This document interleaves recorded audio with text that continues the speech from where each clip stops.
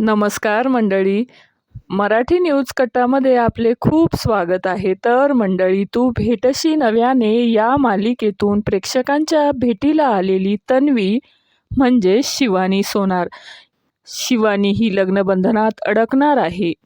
शिवानी आणि अंबर गणपुळे या दोघांनीही एप्रिल महिन्यात साखरपुडा करून सर्व चाहत्यांना आश्चर्याचा धक्का दिला होता.